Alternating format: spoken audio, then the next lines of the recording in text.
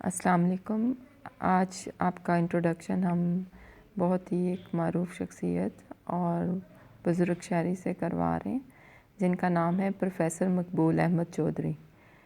ان کی کوالیفیکیشن ہے MSc chemistry, MA English, اور ان کا 2 years teaching experience Punjab university میں 1967 سے 1968 تک ہے. پھر 34 years teaching experience in college, that is from 1969 to 2004. یہ head of the department chemistry بھی رہ چکے ہیں. اس کے علاوہ dean of science, director admission, project director for science block, اور اس کے بعد منصورہ کالج میں ریٹائرمنٹ کے بعد منصورہ کالج میں اور دیگر جگہوں پر تعلیمی خدمات سر انجام دیتے رہے. تو آج ہم ان کے ساتھ ایک چھوٹی سی نشست رکھیں گے جو میں آپ لوگوں کے ساتھ شیئر کروں گی. السلام علیکم یوٹیوب فیملی. آج میں آپ کو پروفیسر صاحب سے ملوانے لگی ہوں. وہ آپ کو اپنا انٹروڈکشن کرواتے ہیں اور خود بتاتے ہیں کہ ان کے اچیومنٹس کیا ہیں. جی، میرا نام پروفیسر مقبول احمد ہے. میں نے 1966 میں MSc کیمسٹری کے بعد یونیورسٹی میں بھی پڑھایا 2 سال. پھر اس کے بعد گورنمنٹ جاب میری 34 ایئرس ہے اور government Islamic college civil line میں. وہاں سے ریٹائرمنٹ میری ہوئی ہے 2004 میں. اس کے بعد پھر میں نے لیڈرشپ کالج اور منصورہ ڈگری کالج میں پڑھایا، اور اب اس کے بعد میرا سلسلہ درس و تدریس کا سلسلہ ہے جو میں اپنے احباب کو بھیجتا رہتا ہوں واٹس ایپ پہ اکثر. انکل آپ کی سبجیکٹ اسپیشلٹی؟ سبجیکٹ میرا کیمسٹری اور MA انگلش دونوں ہے. اچھا ماشاء اللہ. کیمسٹری اور انگلش کا کمبینیشن MA انگلش اور کیمسٹری میں ماسٹر. اور اس کیمسٹری میں میرے specialisation physical chemistry, organic inert, سب تینوں پیپر میں پڑھاتا رہا ہوں BSc کو بہت عرصہ ویسے. تو آج کل درس و تدریس کا سلسلہ ہے. جی، ریٹائرمنٹ کے بعد ریٹائرمنٹ کے بعد منصورہ کالج میں بتایا، وہاں بھی پڑھایا اور بھی پڑھا. تو اس کے بعد اب اس دور میں کافی 4 سال سے یہی سلسلہ ہے درس و تدریس کا. جی، پھر آج کا موضوع کیا ہے؟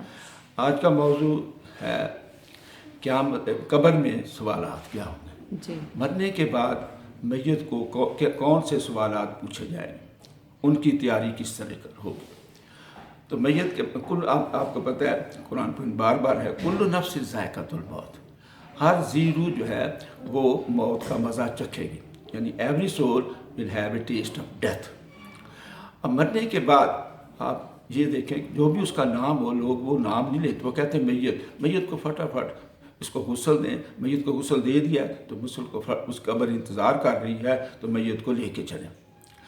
اب یہاں میں یہ بتانا چاہتا ہوں کہ میت جب قبر میں چلی جاتی ہے اس کو کون کے سوالات پوچھے جاتے ہیں. اس کو پوچھا جاتا ہے کہ یہ نہیں پوچھا جاتا کہ تم دیوبندی تھے، بریلوی تھے، یا شافی تھے، مالکی تھے یا حنبلی تھے، بلکہ یہ سوال 3 پوچھے جائیں گے. من ربوں کا، آپ کا رب کون ہے؟ من دینوں کا، آپ کا دین کیا ہے؟ من رسولوں کا، آپ کے رسول کون ہے؟ ان 3 سوالوں کی تیاری جو ہے ضروری ہے. اور ان کے اگر وہاں میت یا جو بھی فوت شدگان ہے وہ جواب نہیں دے سکتا تو اس کو عذاب ہوگا.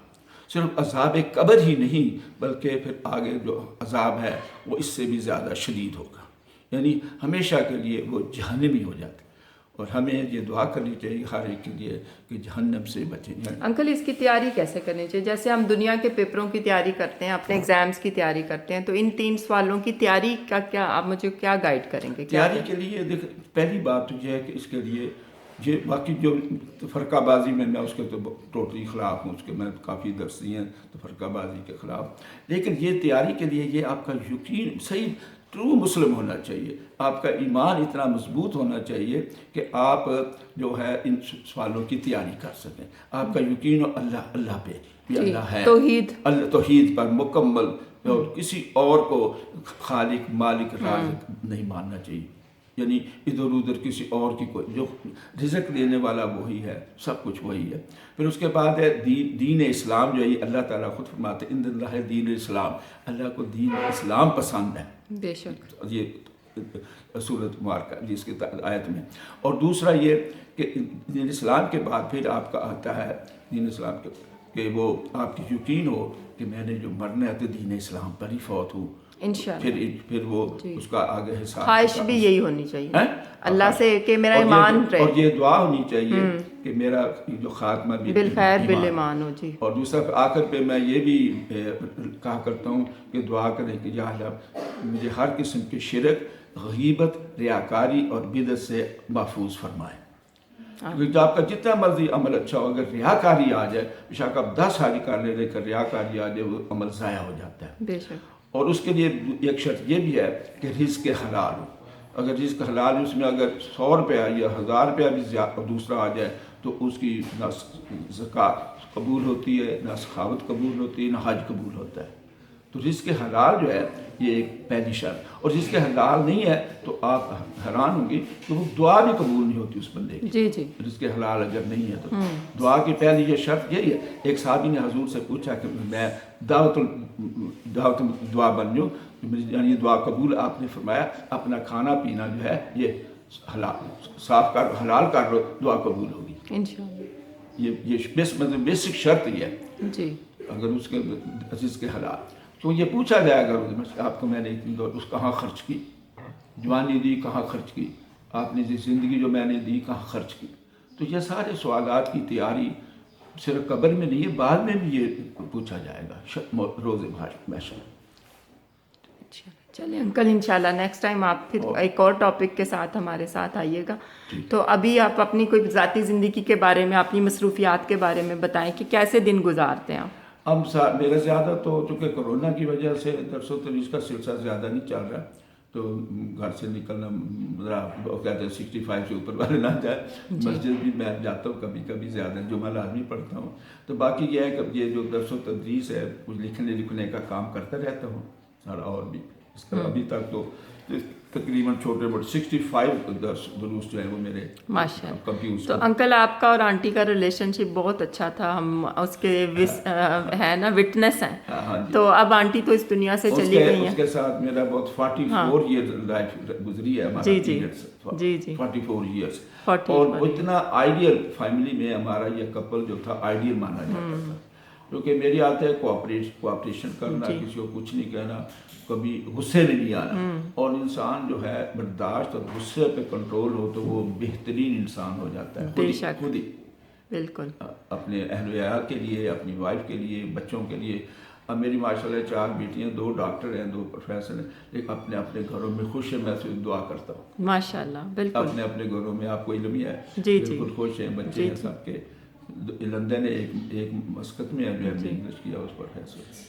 تو ڈاکٹر چھوٹی جو عائشہ وہ لندن. جی. تو سنا ابھی بھی آپ آنٹی کو پھول دینے جاتے ہیں. ہاں جی, وہاں کبھی جانتے ہیں, تقریباً ہر جمعے ہوتا ہے کہ کھائیں. جی ماشاء اللہ. چلیے انکل انشاءاللہ نیکسٹ ایک ویڈیو اور ہم بنائیں گے, اور اب آپ کا انشاءاللہ ہر 2 ویکس کے بعد, ویک کے بعد آپ کی ویڈیوز پہ چلتی ہے. شکریہ. اللہ حافظ. عذاب قبر سے بچنے کے لیے ایک بڑی دعا ہے جو ہم قرآن پاک کی تلاوت کے بعد اکثر پڑھتے ہیں. اللہم آنس وحشت فی قبری, یعنی میری قبر میں وحشت کو انس میں تبدیل کر دیں, یعنی چینج مائی فیئر انٹو لو ان مائی گریو. ٹھیک. اور دوسرا یہ کہ عذاب قبر سے بچنے کے لیے یہ سورہ ملک ہے, 29 سپارے کی پہلی سورت سورہ ملک. یہ واحد صورت ہے جو انسان کو عذاب قبر سے بچاتی ہے.